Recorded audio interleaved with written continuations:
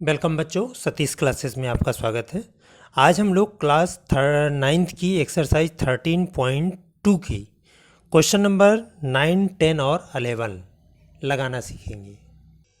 देखिए बच्चों, question number 9, ज्ञात कीजिए एक बेलनाकार पेट्रोल की बंद टंकी का पार्श्व या वक्र पृष्ठीय क्षेत्रफल जिसका व्यास 4.2 मीटर है और ऊंचाई 4.5 मीटर है।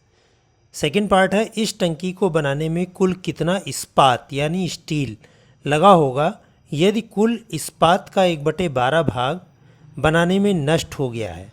आइए इस प्रश्न को हल करते हैं। देखिए बच्चों, 9th का फर्स्ट पार्ट हम करते हैं। तो पहले इसमें जो जो प्रश्न में गिवन है उसको कर लेते हैं। तो बेलनाकार टंकी का व्यास दिया हुआ है, टंकी का व्यास, टंकी का व्यास दिया हुआ है 4.2 मीटर। जब 4.2 मीटर व्यास है तो टंकी की त्रिज्या आ जाएगी। त्रिज्या जो होती है व्यास की आधी होती है। तो इसको अगर हम 2 से भाग दे दें तो 2 2 या 4, 2 1 या 2 यानी 2.1 मीटर ये त्रिज्या हो गई। और टंकी की ऊंचाई दी है 4.5 मीटर। टंकी की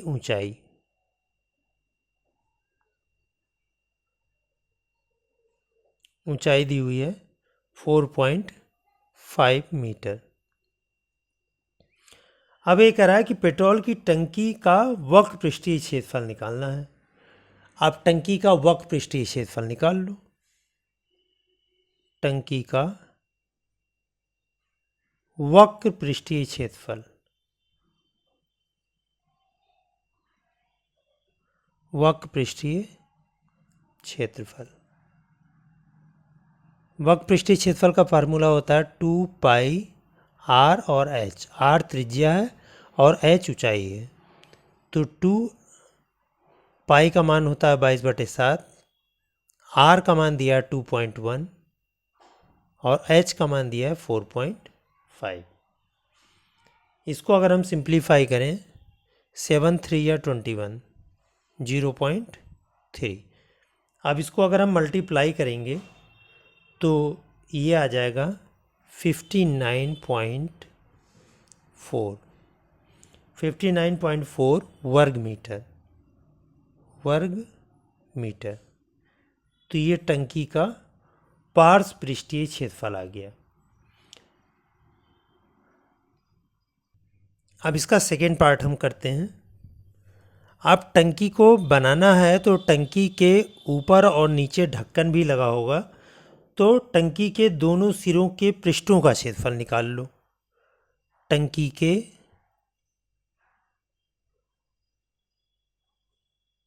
दोनों सिरों के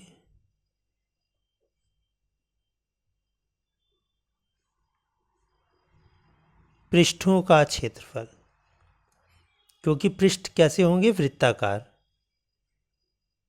पृष्ठों का क्षेत्रफल,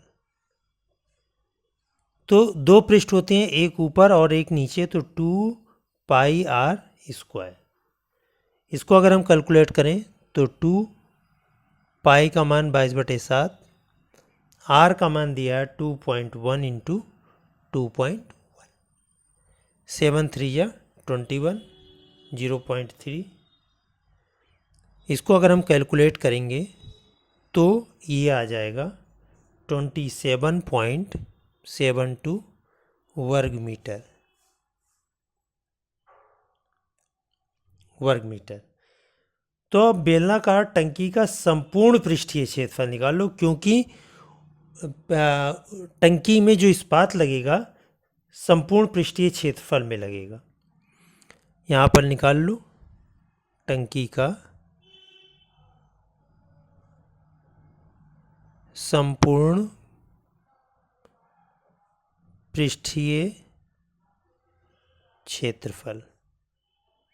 संपूर्ण पृष्ठीय क्षेत्रफल में वक्र पृष्ठ भी आ जाएगा और सिरों का क्षेत्रफल भी आ जाएगा। वक्र पृष्ठ हमारा आ चुका है 59.4 और दोनों सिरों का क्षेत्रफल भी आ गया 27.72। तो संपूर्ण पृष्ठीय क्षेत्रफल में आ जाएगा वक्र पृष्ठीय क्षेत्रफल, वक्र पृष्ठीय क्षेत्रफल प्लस दोनों सिरों का क्षेत्रफल, दोनों सिरों का क्षेत्रफल, ये आ गया। अब दोनों की वैल्यू इसमें सिंप्लीफाई करने के लिए रख देंगे। वक्र पृष्ठीय क्षेत्रफल हमारा आ गया है 59.4 और 27.72। जब इन दोनों को ऐड कर देंगे तब ये आ जाएगा 87.12 वर्ग मीटर। ये आ गया। अब ये कह रहा है कि इस्पात जो है, जो टंकी बनाने में इस्पात लगा है, वो 1/12 भाग वेस्ट हो गया। तो कितना टंकी में वास्तव में इस्पात लगा? तो इसमें मान लो, माना टंकी में लगा हुआ इस्पात का क्षेत्रफल, माना टंकी में लगा इस्पात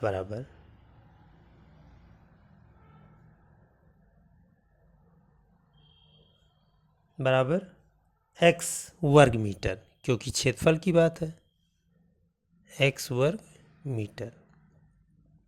अब इसका 1/12 भाग नष्ट हो गया है। टंकी बनाने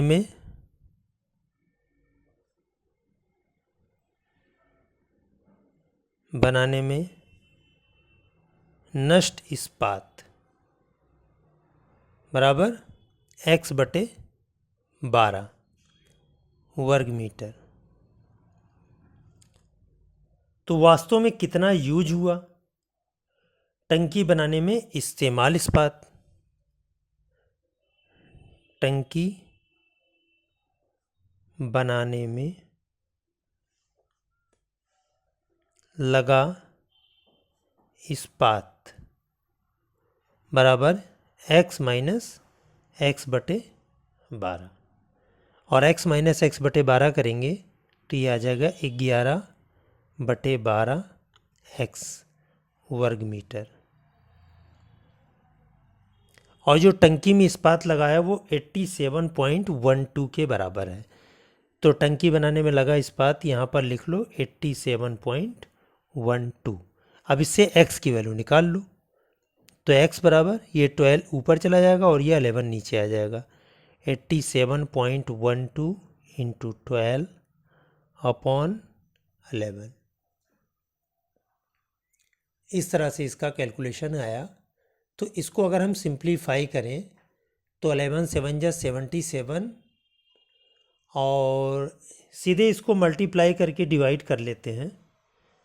तो 11 से डिवाइड भी करेंगे तो इसका जो फाइनली आंसर आएगा 95.04 वर्ग मीटर।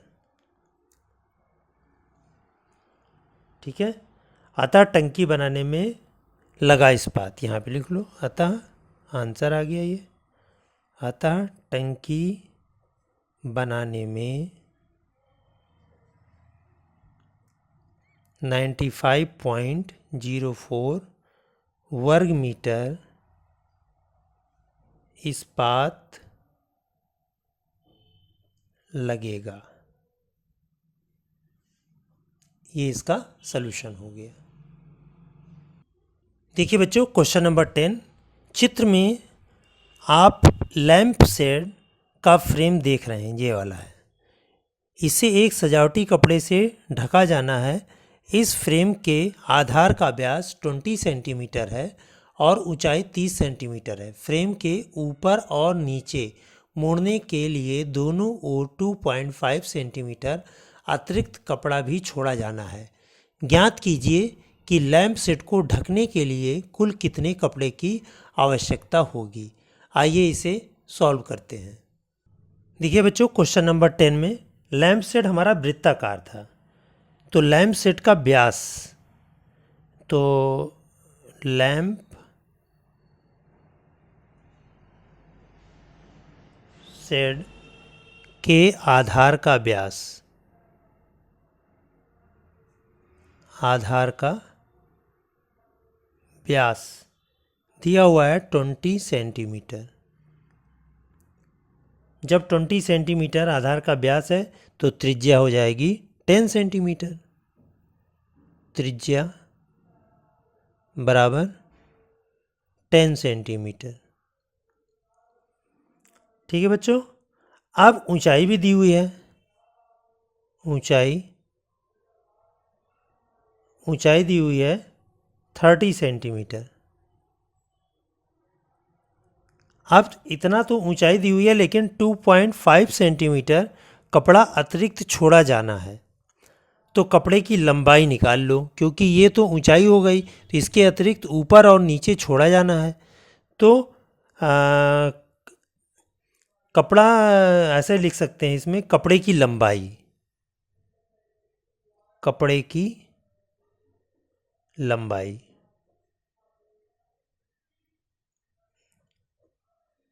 तो 30 सेंटीमीटर तो ये इसकी लैंप सेट की ऊंचाई है।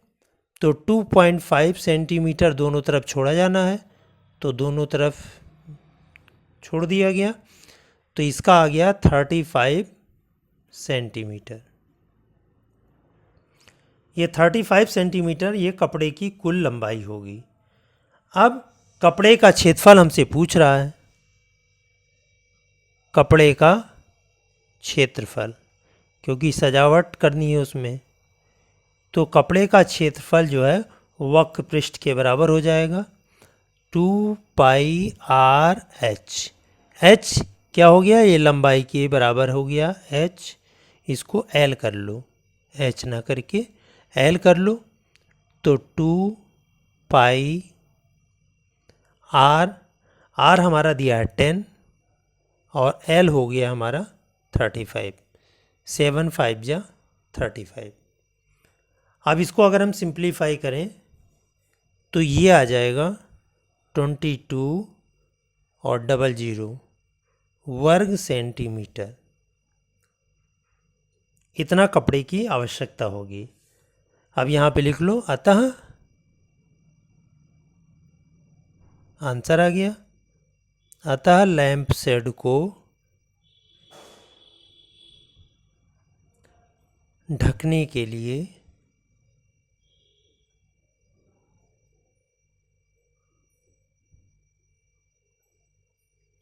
2200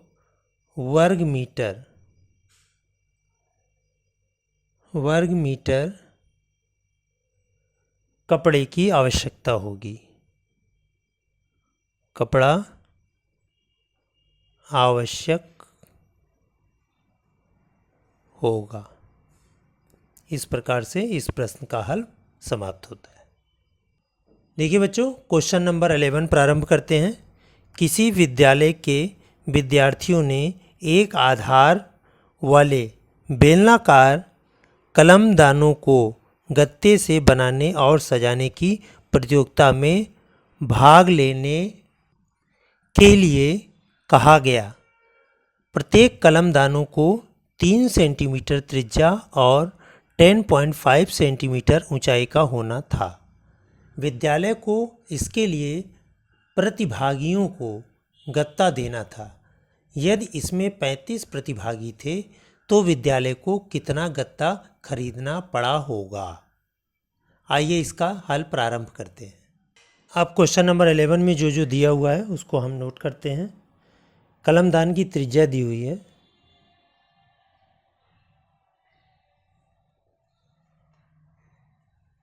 कलमदान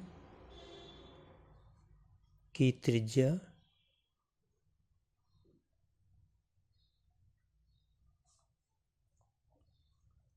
दी हुई है 3 सेंटीमीटर। त्रिज्या आ गई और ऊंचाई भी दी हुई है,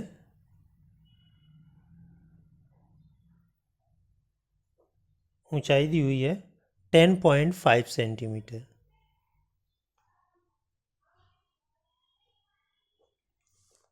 ठीक है बच्चों, 10.5 सेंटीमीटर हो गया।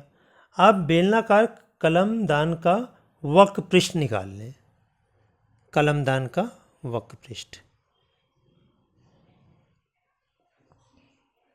क्योंकि गत्ता जो है वक्र पृष्ठ में भी लगेगा और आधार में भी लगेगा। बल्कि इसमें एक ऐसे कर लें कि एक कलमदान के लिए आवश्यक गत्ते का क्षेत्रफल, गत्ते का क्षेत्रफल, तो गत्ते का क्षेत्रफल क्या हो जाएगा? एक तो वक्रपृष्ठ हो जाएगा और आधार का क्षेत्रफल, क्योंकि ऊपर खुला रहता है कलमदान, तो 2πr/h प्लस आधार होगा वक्राकार यानी वृत्ताकार πr²। ठीक है बच्चों, अब 2πr कॉमन ले लो, तो 2r/h, r भी अगर हमने कॉमन ले लिया तो 2h यहाँ बचेगा प्लस r, क्योंकि हमने पाई आर कॉमन ले लिया, तो 2πr/h यहाँ आ जाएगा और πr² यहाँ आ जाएगा। अब सबकी वैल्यू रख दो इसमें। 2h की वैल्यू दी है 10.5 प्लस r की वैल्यू दी हुई है 3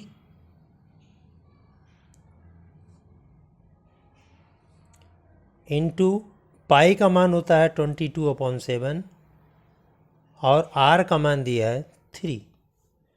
अब इसको हमें कंप्लीट सॉल्व करना है।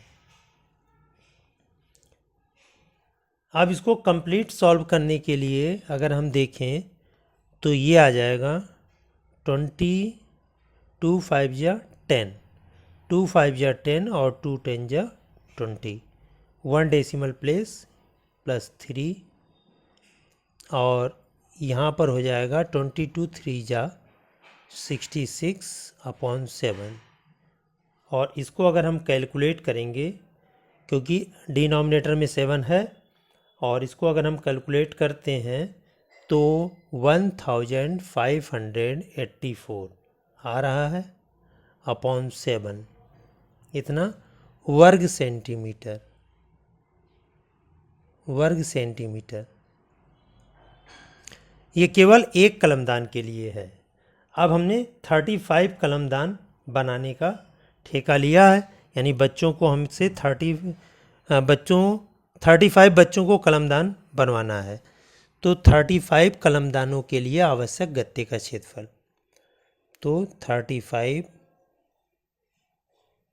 कलमदानों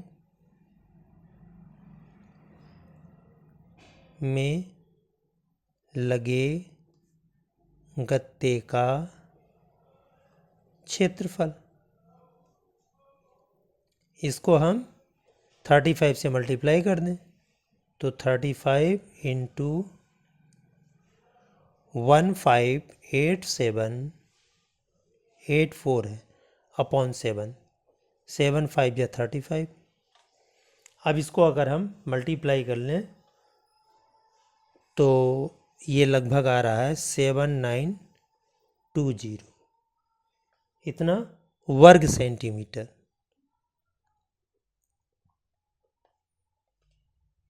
इतना वर्ग सेंटीमीटर आ गया। यानी अगर विद्यालयों को 35 बच्चों से बनवाना है कलमदान, तो इतने वर्ग सेंटीमीटर गत्ता खरीदना पड़ेगा। अब यहाँ लिख लो, अतः विद्यालय को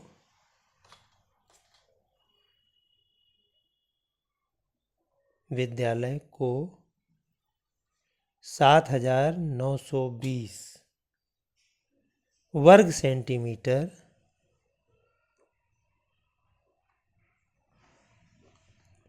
गत्ता खरीदना होगा।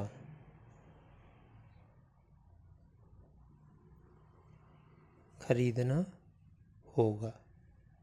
इस प्रकार से आपकी यह प्रश्नावली समाप्त होती है। और अगर आपको वीडियो पसंद आती है तो वीडियो को लाइक करें।